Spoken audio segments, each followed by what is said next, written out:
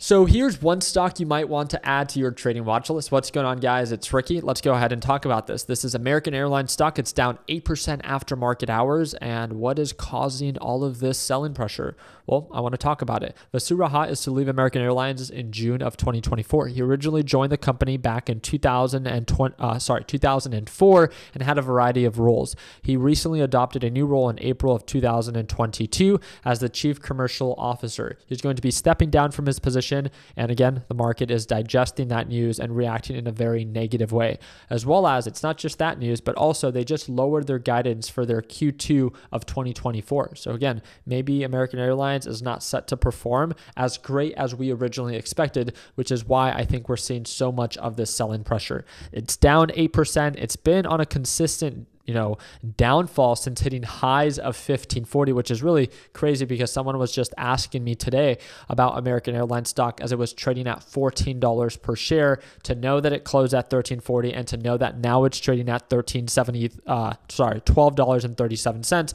I know a lot of you guys are deal hunters. I know a lot of you guys like to pay attention to stocks that are extremely oversold. So you guys let me know, at $12.37, is this going to be a buy, or is this just the beginning of this stock continuing to sell off back to lows of $10.86. There's no question that this is one of the biggest drops that we've seen American Airlines experience in quite some time. So I just wanted to make sure that I did my part in making all the people that are subscribed to my channel aware, and hopefully I earn your thumbs up for that. The other thing that I also want to make sure that you are aware of is the NASDAQ market is being extremely resilient, very bullish. And even when the market was originally selling off, let me show you on the 1 minute time frame, we're seeing some selling pressure into the close. But no, of course, the market has to close in the green as it's found any and every reason to. The market is nearly at all-time highs and continues to show no indication of a reversal, which again is great for those that are currently holding. There's one little simple question that I want to ask you. Do you think that there's more upside potential than there is downside potential? Because the question is not, oh no, the market's going to go higher for longer. I do believe that. I do believe that it can. But a lot of you are buying right now. And if you buy right now, it's not about if the market can go higher for longer. It's about, well, how much do you plan to make versus if you buy right now, nearly at all-time highs, how much are you putting yourself at risk to lose? A question that not enough people talk about. A lot of people just like to buy at these levels thinking that the market has to continue to rally.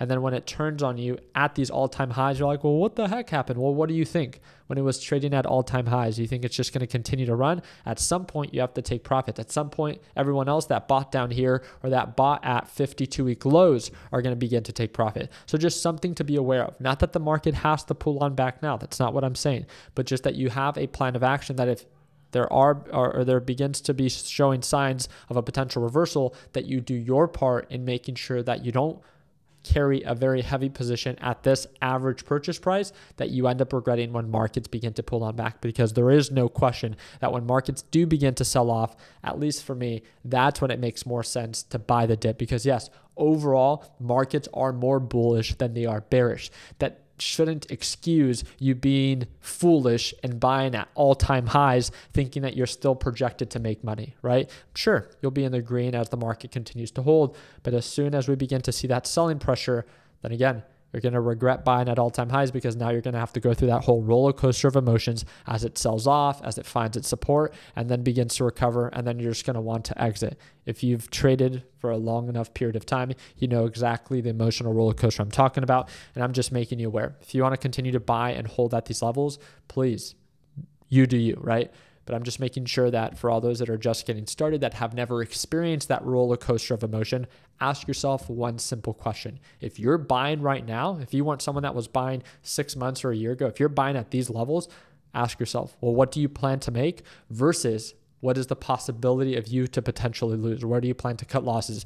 Because if you're not asking those questions right now, I promise you, if the market does end up selling off, you're going to regret not asking yourself that question before it actually happens. I appreciate your time. I hope that earned your thumbs up. If you have any questions, feel free to comment down below, and I hope to see you for tomorrow's live trading session.